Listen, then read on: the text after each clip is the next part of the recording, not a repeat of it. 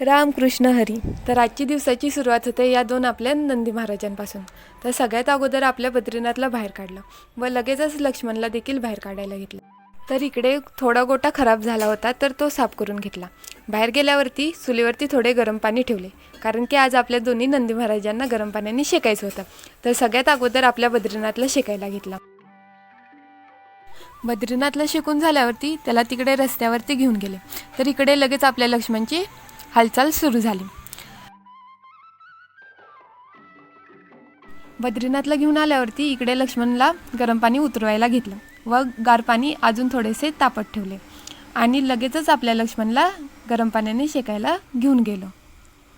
पाणी थोडेसे गरम होते तर त्यात थोडेसे गार पाणी मिक्स केले आणि आपल्या लक्ष्मणला शेकण्यास सुरुवात केली.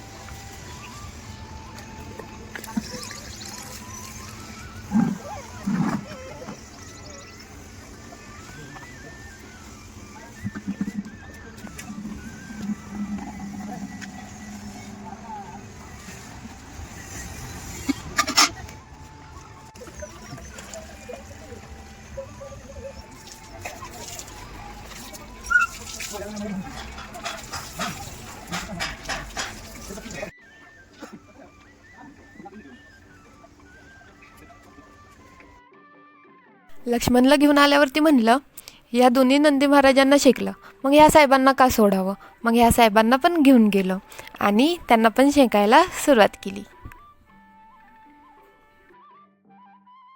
इकडे आपले दोन्ही नंदी महाराज आणि हे आपले साहेब मस्त मध्ये शेकून मोकळे झाले.